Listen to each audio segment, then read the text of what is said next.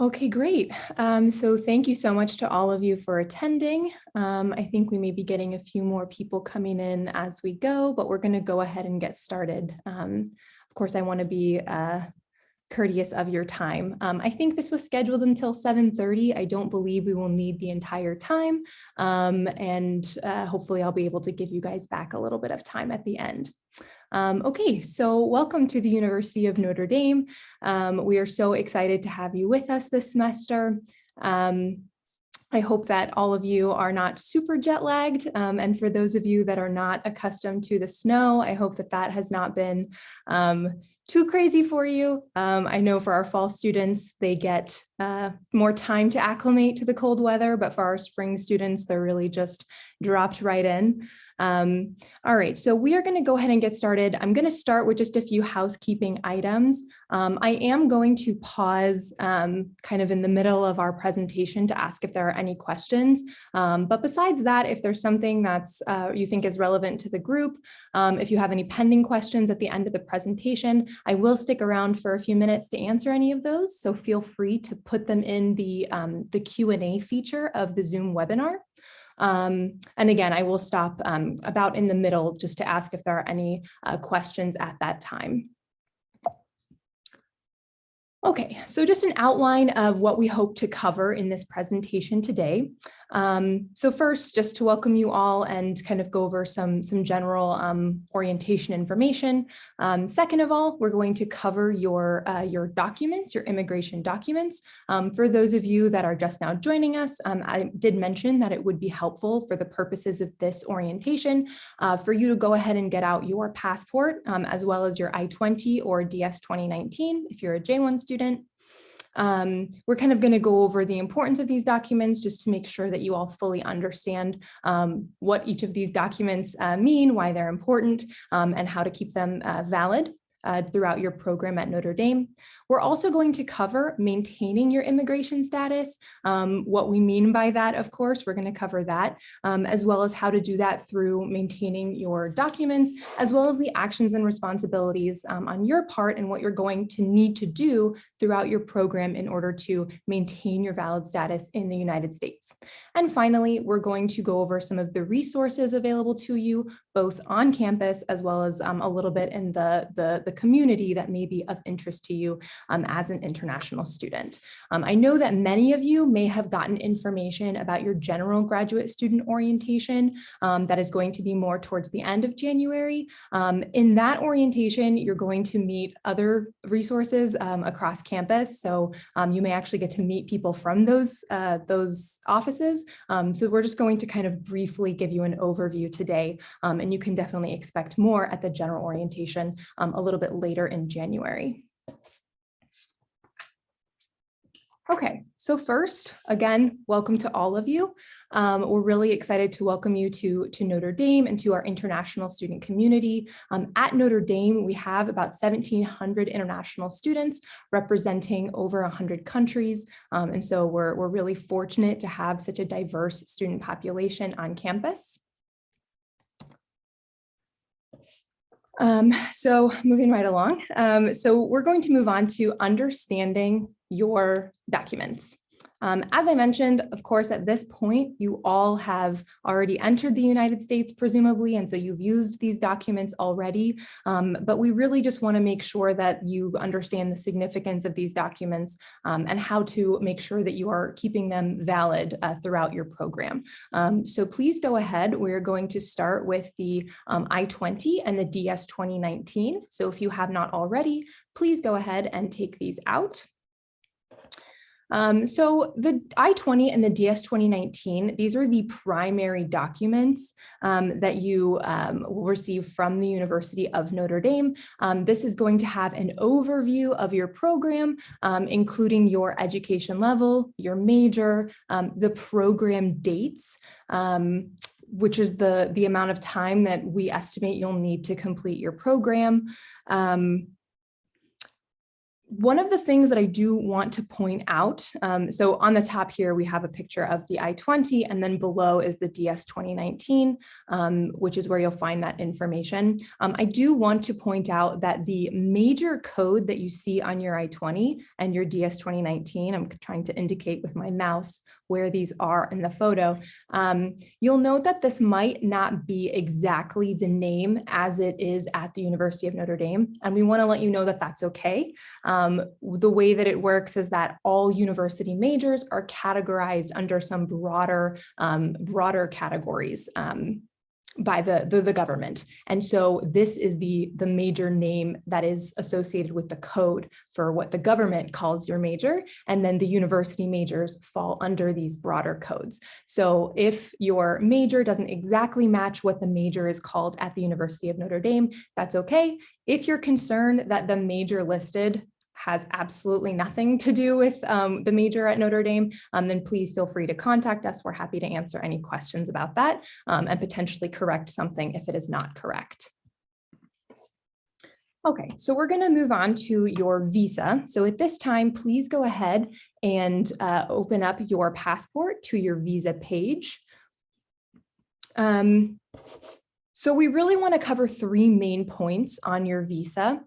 So the first one is the visa type. So you'll see here where this little green circle is and on the right side, the visa type or the class. This should say either F1 if you're an F1 student or J1 if you are a J1 student. It is super important, particularly if you have more than one US visa in your passport, which some of you might have, like a tourist visa, for example. It's very important that when you're entering the United States during your program, that you're using the correct visa every time. That if you're an F1 student, that you're entering the United States in F1 status every time with your F1 visa. Sometimes if you accidentally show a B2, a tourist visa, to the port of entry, the officer at the port of entry, they could think that perhaps you're trying to enter as a tourist. And this may cause questions for you. This could cause some confusion as to the status that you're entering in. So really, really important that you're always presenting the proper visa and that you're entering in the correct status. Very important to mention is that you can't study in a tourist status or under the ISSA waiver. So if you're not admitting to the United States correctly as an F1 or a J1 student, you won't be able to study and you'll have to get that fixed. If that's something that happens, please talk to ISSA so that we can advise you on next steps. The next item we want to draw your attention to is the expiration date. So all of you have an expiration date listed on the visa. What we want to make sure you understand is that it's okay for the visa to expire while you are in the United States. What that means is that your visa has to be valid when you plan to enter the United States. But once you're here and you're maintaining status, it's okay if the expiration date passes.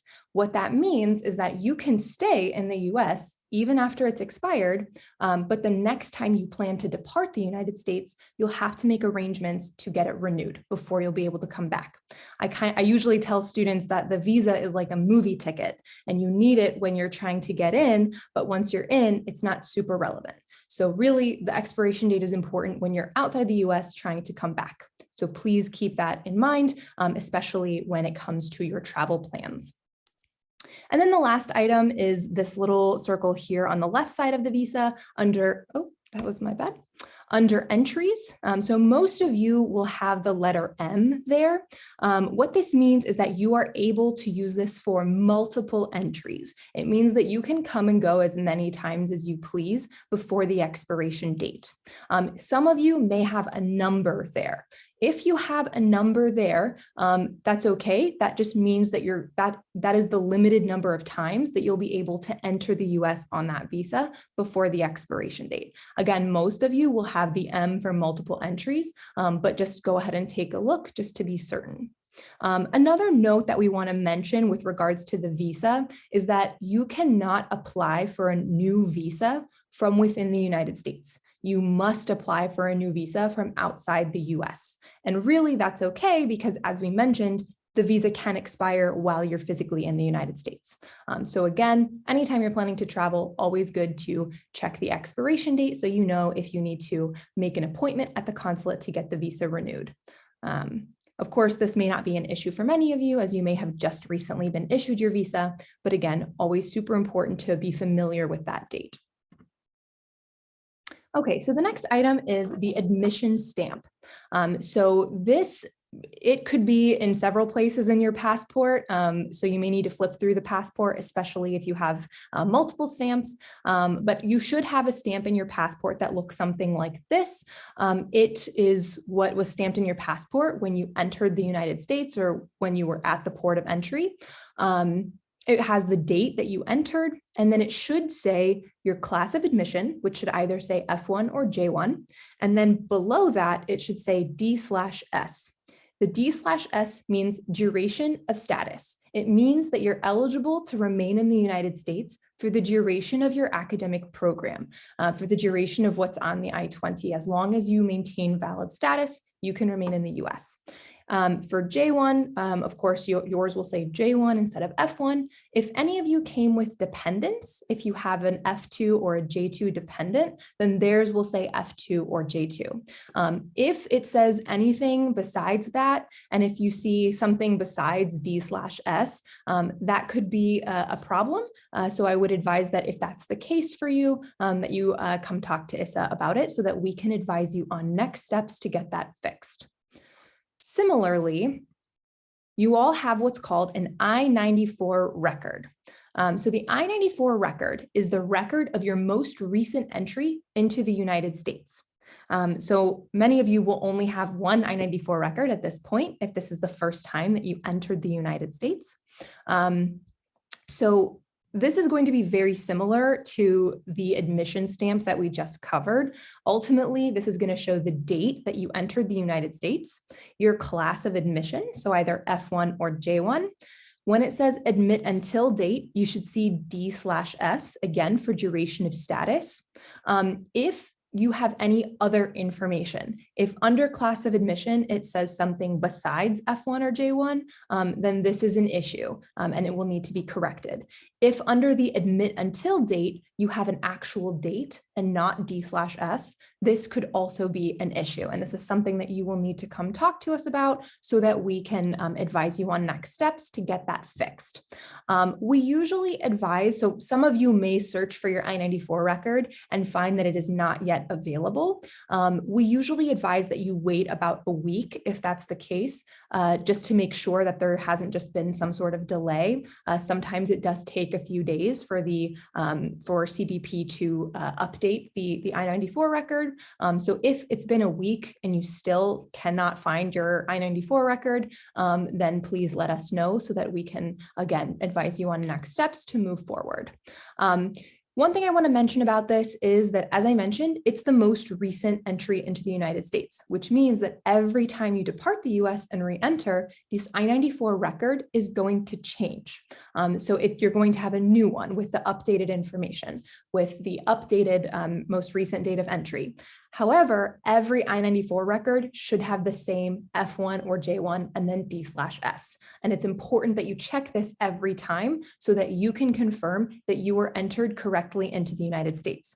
Again, if you're accidentally entered into the wrong category, this could cause problems for you later on, particularly because you can't study in, let's say, a tourist status. So if you're entered as a tourist, this would be very problematic for you to continue in your program. So very important that you check it. Lastly, we always advise that you check the I-94 record and that you save a copy for your records.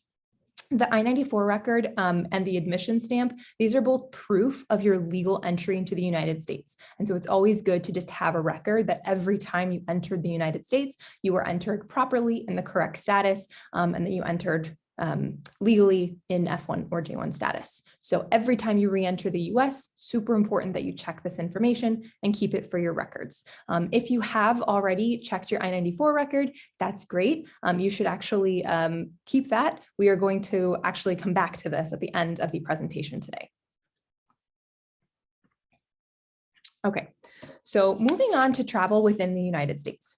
So it's important to note that your F1 or J1 status is valid throughout the US. So when you travel within the United States, you're not going to go through immigration. You're not going to be asked to enter in another status, right? Your F1 or J1 status is valid whether you're here in Indiana. If you travel to Florida, you're not going to go through immigration and customs again.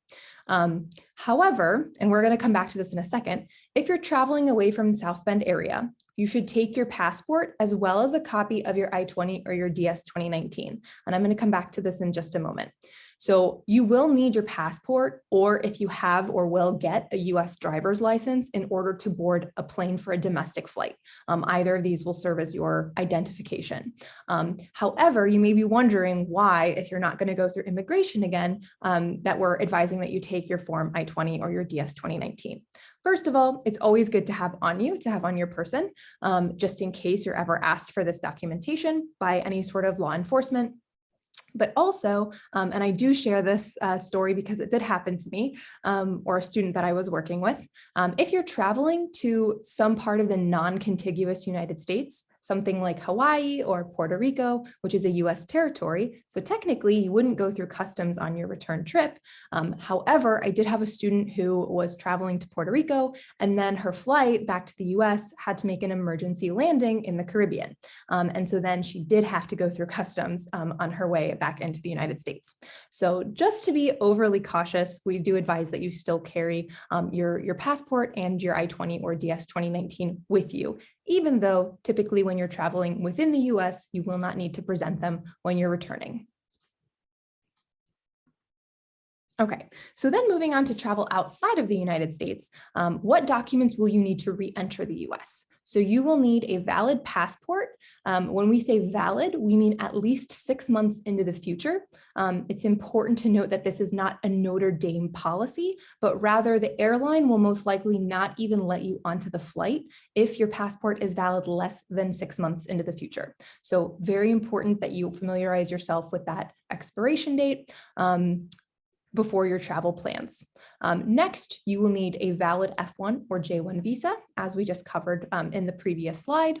And if your F1 or J1 visa has expired, as we mentioned, you'll need to make arrangements to get it renewed before your re-entry to the United States.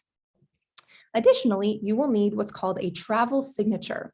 So for our J1 students, the travel signature is going to be on the first page. You'll see this little travel validation box on the lower right side of your DS 2019.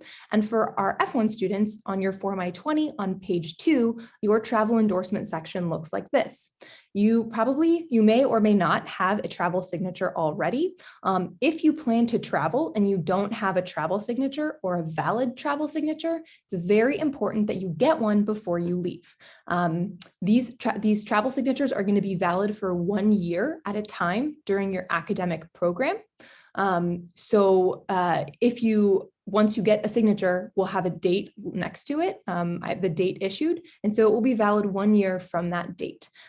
This does not mean that you need to get a travel signature every time you travel. What this means is that if you're going to travel more than a year from the time that you last got the travel signature, you'll need to get a new signature. But for example, if you're traveling twice in the same year, your travel signature will still be valid. You won't need to get it renewed before you travel the second time. So just keep that in mind. And again, it's definitely something you should put on the list of things to check before you travel outside of the United States. It's also on our webpage. A lot of the information we're covering today is on the webpage if you need some further clarification later.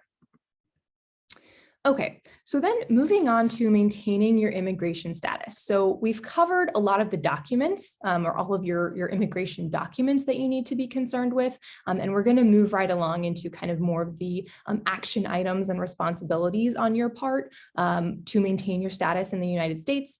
Just a really quick review, your legal status and your legal presence in the United States is granted by the Department of Homeland Security. It is determined by your Form I-20 or DS 2019, your visa stamp, your admission stamp, the I-94 record, and the last one, which we have not covered and is not going to be of as much kind of a relevant to you particularly is your SEVIS record.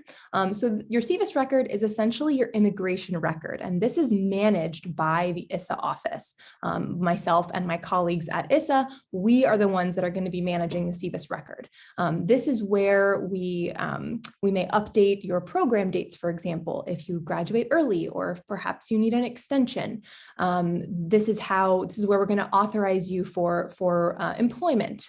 Things like this are all things that would cause a change on your SEVIS record. And really your Form I-20 and DS 2019 is kind of the reflection that we give you of your SEVIS record. So if something changes, particularly on the Form I-20 or DS 2019, that may be cause for a change on your SEVIS record. So as an example, maybe you get married and you want to bring your spouse as a dependent to the United States.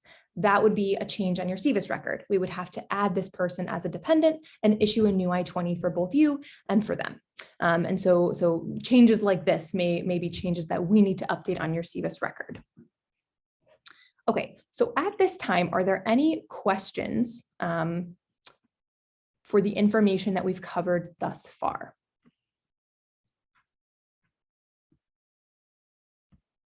If there are any questions, please feel free to put them in the Q&A, and I will be happy to answer them. Again, if other questions come up or questions that perhaps are more specific to you, definitely feel free to save them until the end of the presentation. I will be staying on a little longer to answer those questions.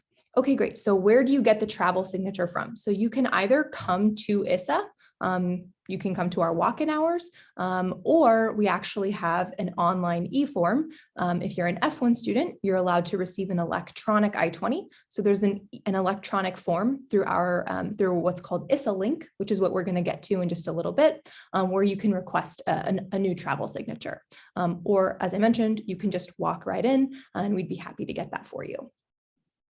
And we're going to discuss ISSA link and how to access the online forms in just a little bit. All right, feel free to put questions in the chat. I'm going to continue right along with our presentation. Again, there will be more time for questions at the end, so don't worry about that. All right, so moving on to maintaining your immigration status. So we did cover your documents. As we mentioned, you need to keep a valid passport. We do want to mention that the visa cannot be renewed from within the United States, as I mentioned. So you would have to travel outside the US to renew the visa. However, your passport can be renewed within the United States. So if you find that your passport is not valid 6 months into the future, you can make an appointment at your nearest home country consulate to start the process of renewing it. So someone did ask, what roles do the designated school officials play and how often should we check in with them? So your designated school officials are the people at the ISSA office. I am a designated school official. My colleagues within ISSA are designated school officials. We are the ones that are responsible, as I mentioned, for updating your SEVIS records, for issuing your immigration documents, and for advising you on your immigration status in the US. We're going to get to some of the items that may kind of be the reason that you would want to check in with us, why you would want to reach out to the ISSA office a little bit later in the presentation. So we're going to come back to that question, but that is a good question. All right. And then just to move on with the slide. So keeping an up-to-date Form I-20 or DS 2019. I did mention this previously, so I'm not going to repeat myself too much, but please just make sure that you check all of the information on your I-20 or DS 2019 for accuracy to make sure that everything looks good. If there's anything that looks incorrect to you, please be sure to reach out to the ISSA office so that we can make sure that everything is correct. All right, so moving on to maintaining your status and your enrollment. So keep in mind that as an international student, both F and J students are required to be enrolled full-time every fall and spring semester. For graduate students, full-time enrollment is considered to be 9 credits. If you're a graduate student that has finished your coursework, this is mostly going to be for our PhD students once you're in the research portion of doing research for your dissertation, then you only need to enroll in whatever research credits you have pending in your program. And so that's something that you would want to talk to your faculty advisor about, but it may not be 9 credits. Keep in mind that while you're required to be enrolled full-time in the spring and the fall semesters, there is no required enrollment for the summer term. So if you don't want to take classes in the summer term, you do not have to. Every spring and fall semester, you complete what's called roll call with the university in your first week of classes. This is when you're going to have to confirm your enrollment. And after roll call is when ISSA is required to report to the US government that all of our students are maintaining their status. So super important that you enroll full time so that we can confirm that you are continuing to maintain your status in the US. Okay, and then just in the event that you have a health or personal emergency or something that comes up that will not allow you to enroll full time, or that may be a reason that you need to withdraw from the university, it's really important that not only do you reach out to your academic advisor, but that you let ISSA know as well. And next is maintaining your US address. So please make sure to keep your US address up to date. At all times. Immigration regulations do require you to notify the university within 10 days of moving or updating this US address. Part of the roll call period is that you will need to confirm your address. But if you happen to move in the middle of the semester, then within 10 days, you'll have to go to your Inside portal, which is where you'll be able to update your US address as well. Again, within 10 days of it, you will have to update it so that we can keep the most accurate address on file on your CVIS record. Okay, so then we are going to move right along to employment. So first, we're going to cover on-campus employment. So for our F1 students, there is no authorization from the ISSA office required to start working on campus. You don't need special permission, you don't need new documentation, nothing like that.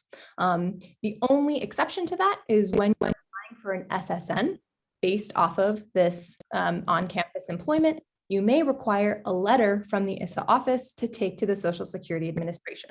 But that is for applying for an SSN. It does not mean you can't start working without this letter. You don't need authorization to work on campus. You are, however, limited to 20 hours per week during the fall and spring semesters. During designated vacation periods, I'm sorry, I think my internet is glitching a little bit. I apologize. You are only allowed to work 20 hours per week during the fall and spring semesters. During summer term or January term, you are allowed to work more than that. For our J1 students, if we have any J1 students with us today, please note that you need prior authorization from the ISSA office for any and all employment, be it on campus or off campus. So if you are planning to pursue any employment, please be sure to touch base with ISSA before you start the employment. This includes for any scholarships, fellowships, or assistantships. So please be sure to touch base with us. Similarly, you are eligible to work up to 20 hours per week during the fall and spring semesters, and then during the designated breaks like summer term or January term, you're eligible to work full time. So now we are moving on to our off-campus employment part. So for F1 students, your off-campus employment options are really going to be either optional practical training, what we call OPT, or curricular practical training, what we call CPT. We're not going to get too in-depth into these kinds of employment authorization. If you have particular questions or you want more detailed information, we have really great information and resources on our webpage. So I definitely encourage you to check that out. We're going to touch a little bit more on the resources we have for you in a little bit. There are other kinds of work authorization that I put in red here that I am not going to touch on right now, only because they come up so rarely. But if you feel that you perhaps would like to apply for this kind of work authorization or that it may be relevant to you, please feel free to schedule an appointment with us. We're happy to talk to you more specifically about your situation in a one-on-one appointment. Very broadly, optional practical training is 12 months of work authorization that you get per degree level that is related to your major field of study, but that does not have to be related to your academic program, or it's not an integral part of your academic program. The majority of students will save this 12 months for after graduation, so they have 1 year of uninterrupted work authorization. CPT, however, is part of your academic program. So the way this usually manifests is something like an internship or field experience that you have to do in order to satisfy some sort of requirement for your program, or if your program has an internship option that you can take the credits for to count towards your graduation requirements, that would also be permissible. You may be eligible for CPT. For our J1 students, your off-campus employment option is going to be primarily academic training. Again, we have a webpage specific to academic training that will go much more in detail about what that process and timeline will look like. For our F1 students, I really want to let you guys know, since you are new students, that you will have to complete an academic year in F1 status before you're going to become eligible for any of these employment benefits like CPT or OPT. So for example, if spring 2022 is your very first semester as an F1 student, please note that you'll have to complete spring 2022 and fall 2022, and then come spring 2023, you will be eligible to apply for these employment benefits. Never work on campus without obtaining authorization from ISSA. I can't tell you how many times students email in saying, oh, I accepted a great position. Now, do I have work authorization available to me? And really, it should be the other way. You should confirm that you have work eligibility and that you can apply for work authorization before accepting or starting any position. So please make sure to touch base with us if this is something that you're planning to do. And along with employment comes some really fun stuff like taxes and applying for a social security number. So very briefly, as an international student in the United States, you have a tax filing obligation. It's important to note that a tax filing obligation does not necessarily mean that you owe money. So because you're physically present in the United States, you will have to file your tax return with the IRS, even if you had no income. We have a little bit more information on our tax webpage about this and the resources that Notre Dame has to help you in filing your taxes. But just keep in mind that even if you don't work in the year 2022, that you will still have a tax filing obligation, even if that's just to say it's just a form that says I was physically present, but I didn't work. So you may not actually owe money. We also have the tax assistance program at Notre Dame that can be a great resource for our international students in filing taxes. And I do want to mention that the tax filing system in the US, the way that it works is that the taxes are due in April of every year based on the income from the previous year. So if you earn money in 2022, you will file taxes for that money in April of 2023. And you're going to get more information about filing for taxes as we get a little bit closer to tax filing season, which again is going to be in April of a given year. The way that the US government knows how to properly tax you when you are accruing income, when you're being paid, is through the Social Security number. So a Social Security number, you're eligible to apply if you're being paid, if you have employment in the United States. Particularly for all of you who are new students, we typically advise that if you're going to be applying for a Social Security number, that you wait at least 14 days after the F1 registration, which we're going to get into what that registration is in just a little bit, once you complete the registration form on ISSA Link. We are going to, surprise, complete the F1 registration form together at the end of this presentation, so stay tuned. But I also want to mention regarding the Social Security number that you are not automatically eligible for an SSN just by virtue of being in the US. You have to have an offer of employment in order to become eligible. So if you have an on-campus job this semester, that would make you eligible. If next spring you apply for CPT, that would make you eligible. You have to have either work authorization or an on-campus position. You have to be employed. And then the last item here, particularly when we're talking about a social security number and the IRS for filing taxes, is that we really want to make sure you all are aware of scams and that you know that typically the IRS, the FBI will not contact you over the phone. Unfortunately, international students are a very vulnerable population to things like scams. And so if anyone is calling you or harassing you and telling you that they are, the IRS and that they're going to deport you if you don't pay an exorbitant amount of money, unfortunately, this does happen.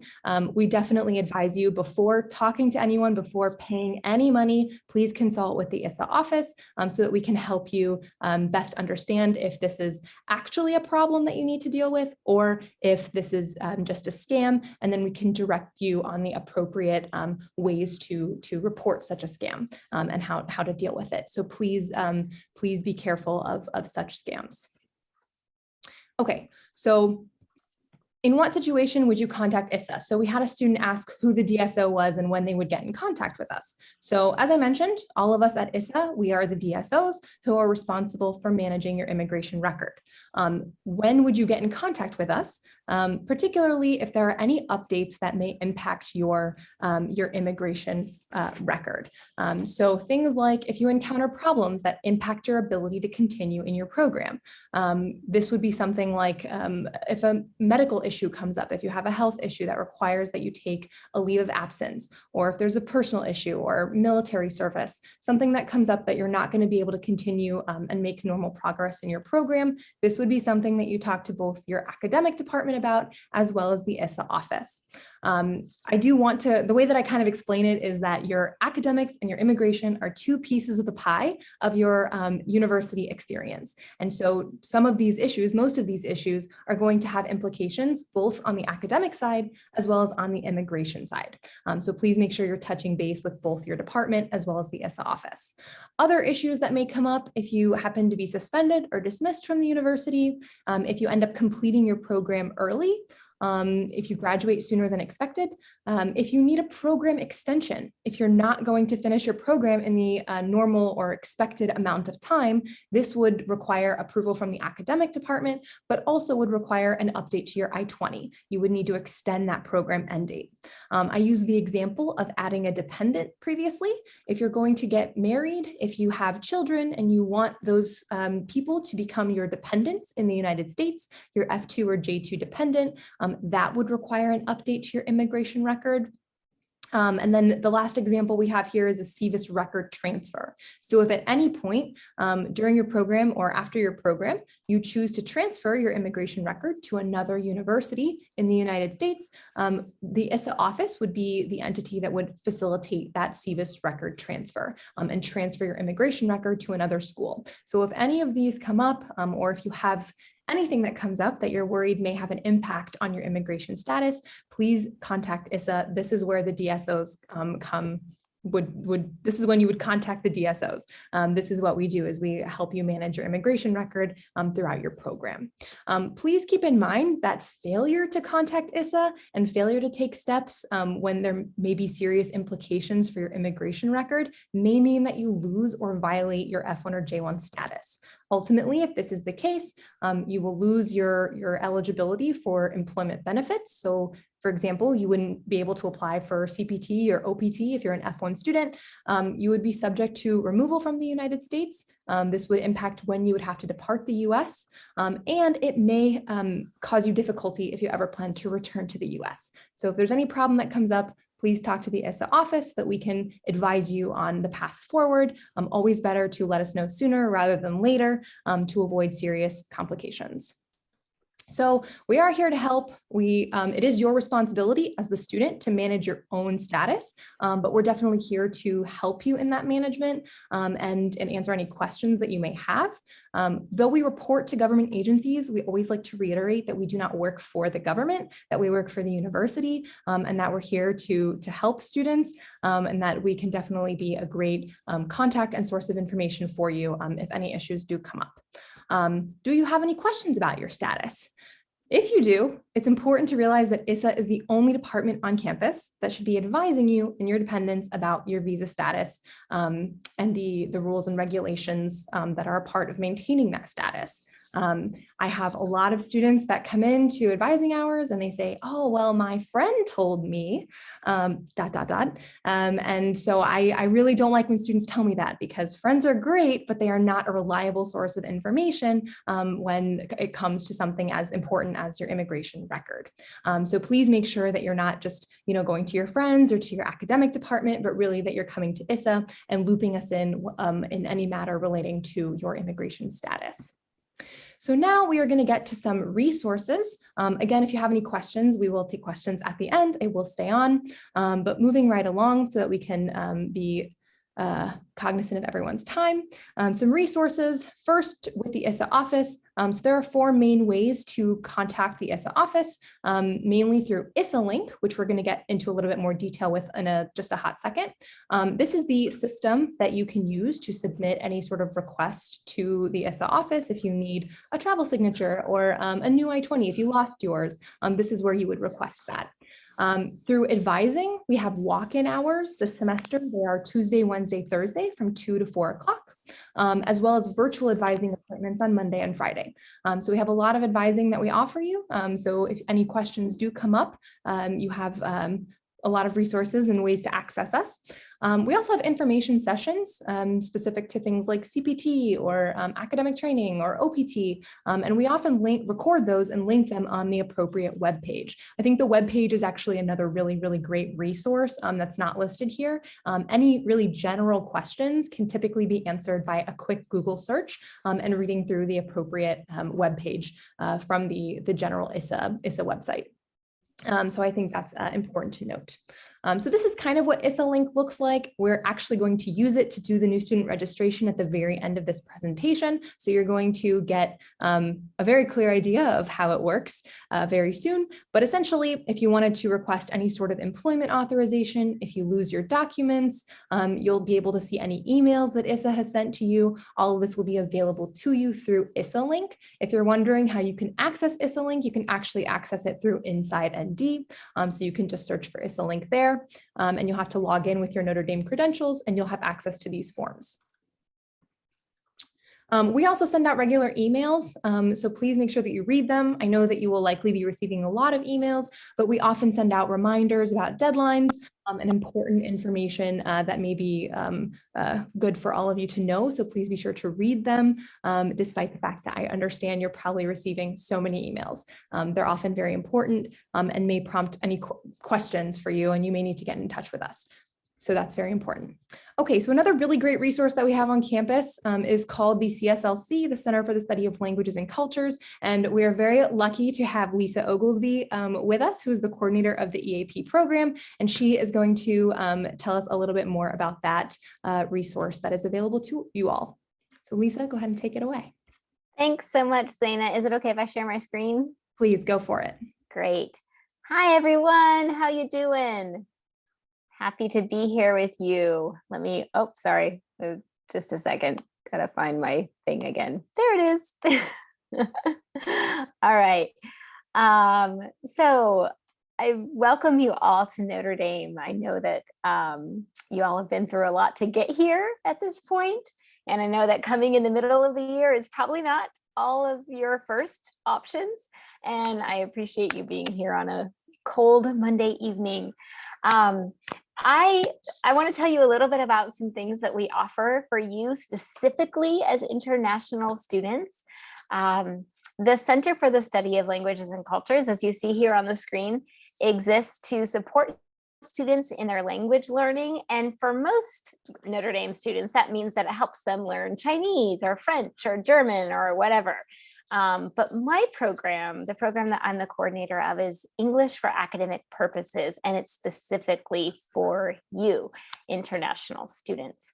So I'm going to tell you a little bit about what we offer so that you can take advantage of the services that we have for you, which are all free. And we are here to support you in whatever you need while you're here. Although like Zaina said, if you have visa issues, go to ISSA, not me. All right.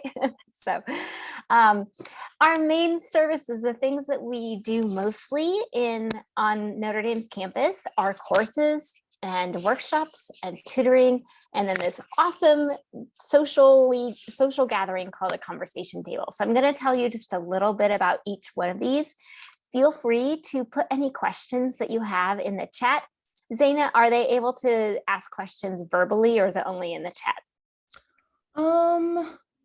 That's a great question. Let me check to see if I muted everyone. I think in the Q&A might be better. Okay.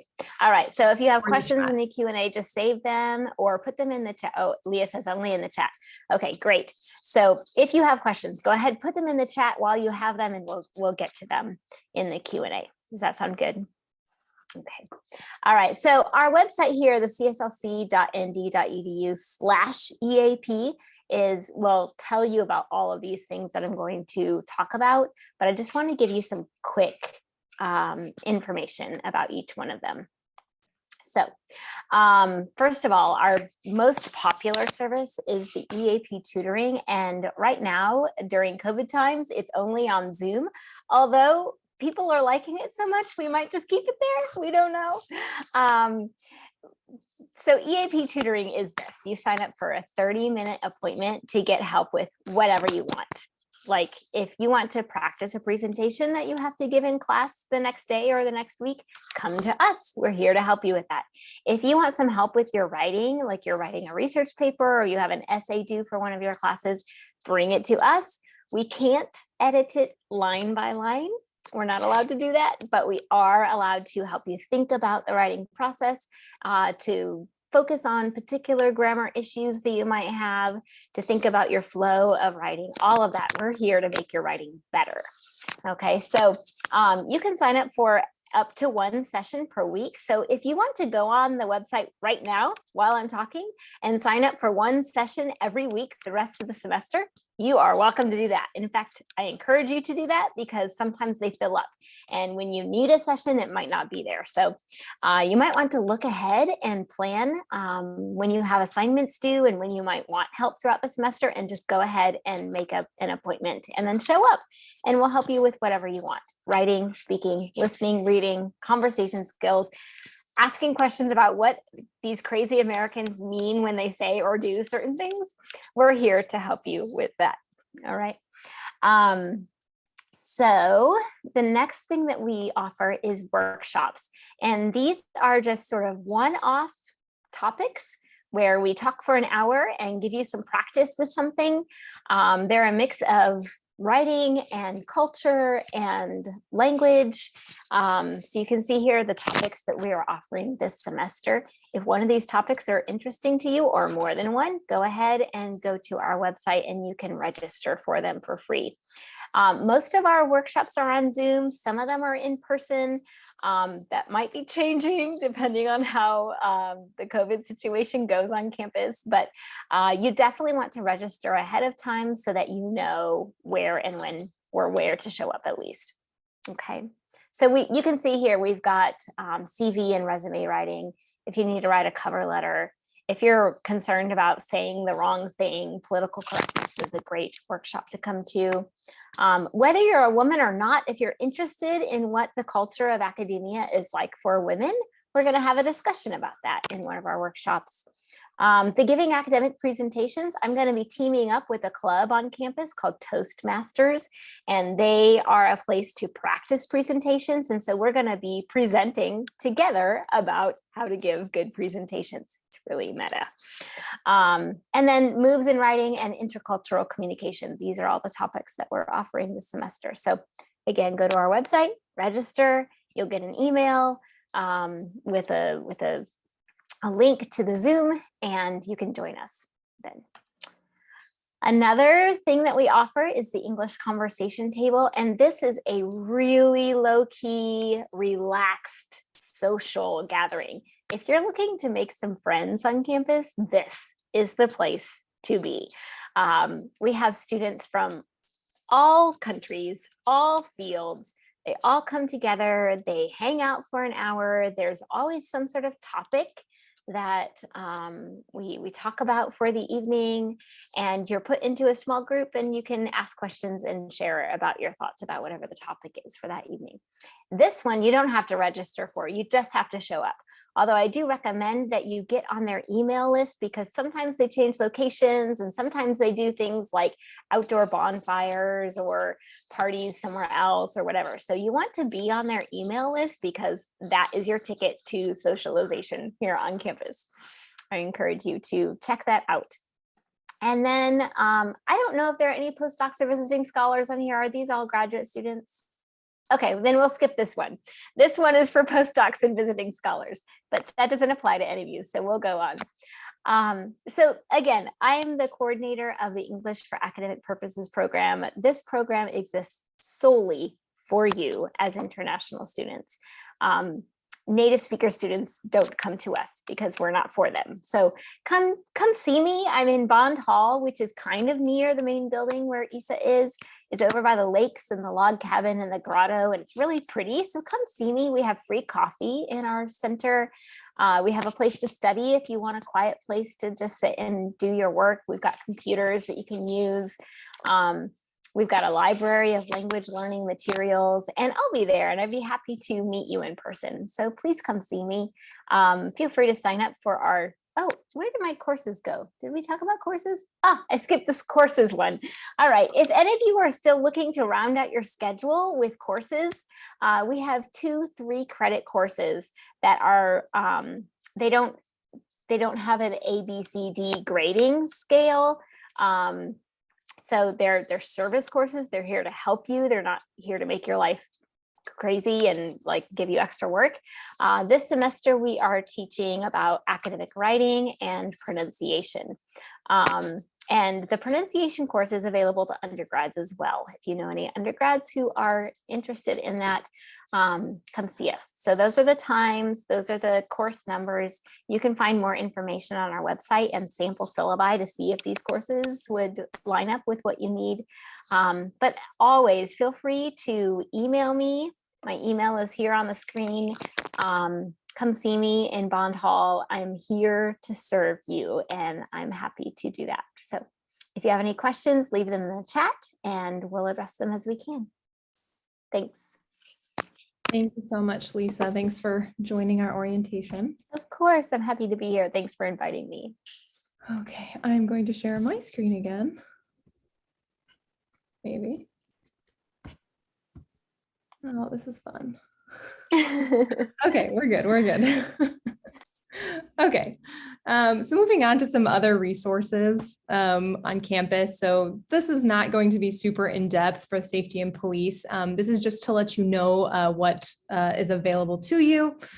So just, it's really important to know if something is really an emergency, a medical emergency, any sort of suspicious activity, to make sure that you call 911. However, there is a police department on campus, the NDPD, and we have the number here for you to contact them for non-emergency situations. So that may be helpful as well. Again, you can find all of this information on the webpage. There actually is an emergency services webpage, if you just do a quick Google search, that you can find in the event that you are in some sort of emergency, so that you know who to contact. Also available on campus in St. Liam Hall is the University Health Services. If you're having any sort of health concerns, if there are any sort of mental health issues that you're going through and you think that it would be helpful to talk to someone, the University Counseling Center, or the UCC, is also a really great resource for that, as well as the McDonald Center for Student Wellbeing, also known as McWell. This is actually a really, really cool place that I learned about pretty recently. They have really nice study rooms that they decorate in really interesting ways. So if you're looking for a place to really like relax or take a break from school, this is actually a really cool place to be. They also do really cool things like rent out sun lamps, which I didn't know was a thing, but is in fact a thing. So if you feel like the grayness and the clouds are really getting to you, they have these things called sun lamps that they rent out to students, and they have quite a few. So it's definitely a great resource to kind of check out. And then resources in the community. So if you're interested in getting a US driver's license, there is actually a webpage from the ISSA website that goes over instructions for the process of getting a US driver's license. If you are interested in accessing the public transportation, the bus system, we also have the webpage for you to go to for that. If you're looking for a place of worship or a school, if you have children, Notre Dame has resources. Similarly, if you have if you're here with your family, there is also the Family Resource Center that may be helpful. If you're looking to access the public libraries, we have information for that. If you're looking for housing information for other sorts of off-campus housing, there's a particular Notre Dame webpage with helpful information. And then as we just heard from Lisa, for tutoring in English classes, the CSLC. So we're almost to the end of the presentation. Please stay on. We are going to, as I mentioned, do the new student registration form. So please keep your documents out and in front of you. This is just so that you know where we're located, where the ISSA office is. We are in the main building, the one with the beautiful golden dome. We are in 105. So we do have walk-in hours, as I mentioned. Actually, they just changed as of the semester, so I sincerely apologize that it is not Monday through Wednesday. It is in fact Tuesday, Wednesday, Thursday. We have walk-in hours, but we also have virtual appointments. As I mentioned, we have Zoom appointments that you can schedule on Mondays and Fridays. So actually we have, we're available to you all days of the week. And then also you can email us anytime. Our email address is issa@nd.edu. I would say that if it's something that is very detailed, if you have a lot of questions, it may just be more efficient for you to make an appointment or come to walk-in hours, just so that we can kind of help address your questions in a more efficient way and better support you instead of trying to follow up several times over email. But if it's a general question, definitely feel free to email. We are answering emails also all days of the week. And then, as I mentioned too, the website, which is a great resource for general information if small questions come up. And then, of course, if you don't get your question answered, that will be a great time to make an appointment to speak to someone in ISSA. All right. So now that you have all of this information from our orientation session, we are going to do the F1 or J1 student registration. Essentially, what this process allows us to do is register your immigration record, which essentially means that we're going to confirm that you are, enrolled full time, that you entered in the correct status. So this is the first step of that. You're going to do this registration e-form. These are the instructions, and then you're going to make sure that you complete the roll call. And that's how we're going to confirm the enrollment portion of that. So please make sure that you complete both of these. We are actually going to do this right now. So please stay on and do this with us.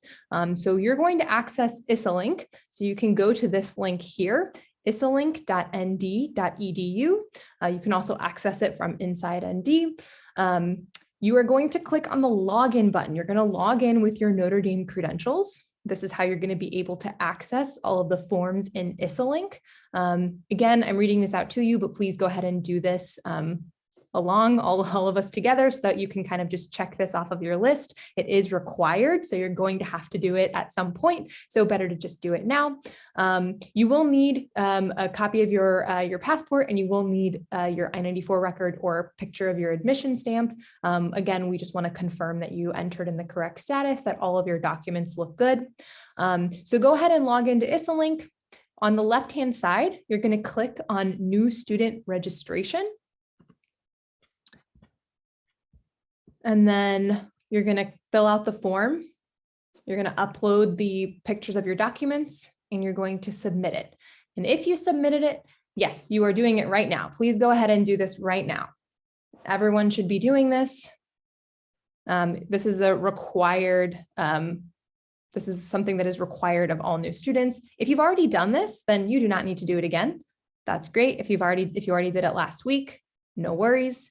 The orientation is over for you then. But if you have not yet done this, please do this now and submit it. If you successfully submitted it, you will receive a message, like a confirmation message that you submitted it successfully.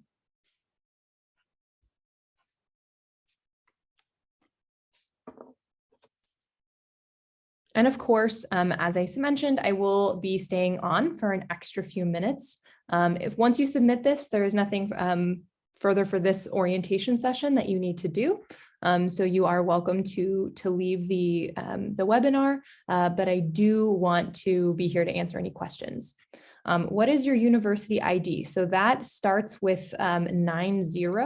If you already got your Notre Dame ID card, that will be on there. You should all have your 900 number. Starts with 90.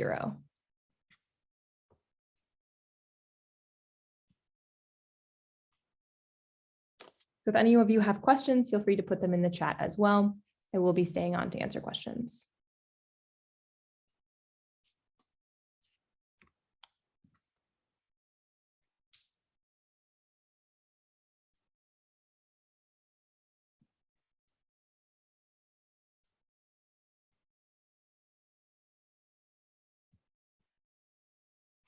And just once again, that does conclude the orientation. So thank you so much for joining us. Once you've submitted this, you are welcome to leave. I really appreciate your time tonight, and I wish you a great rest of the week.